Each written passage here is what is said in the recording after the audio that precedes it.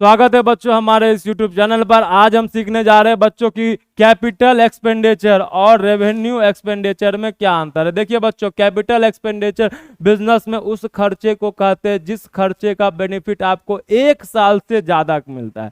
याद रखिएगा बच्चों, 1 ईयर से ज्यादा जिसका बेनिफिट मिलता है उसको हम कैपिटल एक्सपेंडिचर कहते हैं। जैसे आप बिल्डिंग आप कोई खरीद रहे हैं, कोई आप मशीन बच्चों आप खरीद रहे हैं, कोई बिल्डिंग खरीद रहे, कोई मशीन खरीद रहे, तो इसका बेनिफिट बच्चों आपको 1 साल से ज्यादा मिलता है। इस खर्चे को हम कैपिटल एक्सपेंडिचर कहते हैं। और भविष्य में आप इसको रीसेल कर सकते हैं। 1-2 साल के बाद अगर आप बिल्डिंग को चाहिएगा बेच सकते हैं, मशीन को चाहिएगा तो आप आराम से बेच सकते हैं। लेकिन बच्चों रेवेन्यू एक्सपेंडिचर किसे कहते हैं? रेवेन्यू एक्सपेंडिचर उस खर्चे को कहते हैं जिसका बेनिफिट हमको अपने अकाउंटिंग पीरियड के अंदर, माने 1 साल के अंदर ही जिसका बेनिफिट हमको मिलता है। जैसे क्या हो गया,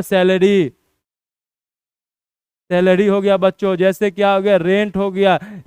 ये सारा जो खर्चा है इसका बेनिफिट हमको 1 साल के अंदर मिलता है। बच्चों यह जो कैपिटल एक्सपेंडिचर है यह नॉन रेकरिंग का होता है, लेकिन हमेशा खर्चा नहीं होता, साल में 1 बार 2 बार हो गया। लेकिन रेवेन्यू एक्सपेंडिचर जो है ये हमेशा खर्चा होता है। सैलरी आपको पर मंथ देना है, रेंट आपको पर मंथ देना है। तो बच्चों कैपिटल एक्सपेंडिचर को हम लोग अपने बैलेंस शीट के एसेट साइड में लिखते हैं। याद रखिएगा ये हमारा संपत्ति है। लेकिन रेवेन्यू एक्सपेंडिचर जो हमारा खर्चा है ये हम बच्चों P&L अकाउंट में लिखते है।